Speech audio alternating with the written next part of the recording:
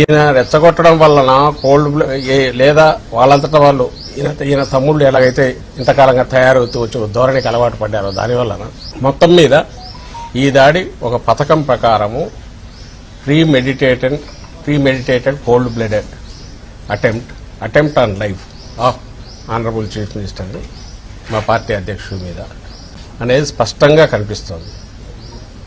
ఎందుకనేది కూడా రిపీటెడ్గా చెప్తున్నాము, మళ్ళీ చెప్తాను. ఆ రాయో ఆబ్జెక్ట్ ఏదో చాలా ఫోర్స్ఫుల్గా జగన్మోహన్ రెడ్డి గారికి నుదుటిని తగిలి కంటి దగ్గర, అక్కడి నుంచి మళ్ళీ పక్కన వెళ్ళి వెల్లంపల్లి శ్రీనివాస్ గారి కంటికి డైరెక్ట్ తగిలింది. ఆయన కన్సూపు ఇంకా 48 hours అబ్జర్వేషన్ అంటున్నారు, స్క్రాచెస్ ఉన్నాయంటున్నారు. ఆయనది ఇంకా అదృష్టం, ఎంత అదృష్టం అంటే కన్ను పోయేంత వరకు పోయి మళ్ళీ వెనక్కి వచ్చినంత అదృష్టం. చూస్తే క్లియర్గా తెలుస్తుంది. ఒక వ్యక్తికి తగిలిన తర్వాత అంత ఫోర్స్ఫుల్గా మళ్ళీ అంతే ఫోర్స్తో ఇంకొకరికి తగలడం అంటే అది చేత్తో విసిరిందో లేక ఏదైనా ఇంకో చిన్న క్యాటపుల్ట్ లాంటి దానికంటే కూడా ఇంకా పవర్ఫుల్ ఆయుధం మీద వాడినారేమో అని అనిపిస్తుంది. డిస్టెన్స్ కూడా కొంత ఎక్కువ నుంచి వచ్చినట్టుంది. పక్కనే బిల్డింగ్లు ఉన్నాయి, ఇవన్నీ ఇన్వెస్టిగేషన్లో తేరాల్సిన అంశాలు.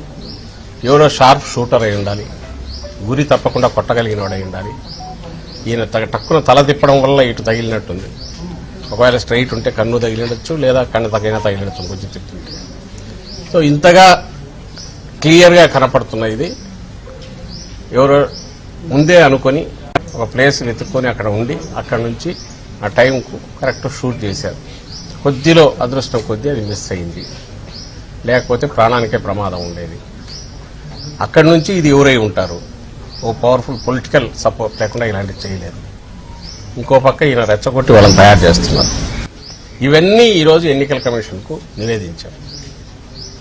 ఇవన్నీ నివేదించి ఈ నేపథ్యంలో తక్షణం ఇప్పటికే ఇచ్చాము, ఇంతకుముందు కూడా అయ్యా వీళ్ళు ఇట్లా మాట్లాడుతున్నారు, వీళ్ళు నోటీసులు ఇవ్వడం కాకుండా రిస్ట్రైన్ చేయండి, ఈ పరిధిలోకి వస్తుందని అలాగే ఎన్నికల కమిషన్ వారికి కంటిన్యూస్ ఇస్తున్నాం. వీళ్ళు నోటీసులు ఇస్తున్నట్టున్నారు, అయినా ఫలితం లేదు. ఈరోజు జరగరాని ఇదే జరిగింది.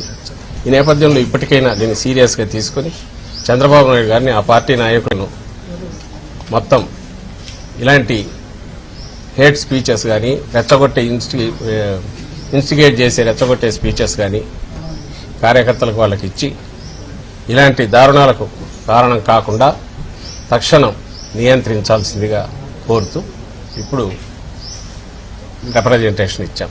తక్షణం స్పందిస్తామని అన్నారు. Please subscribe .news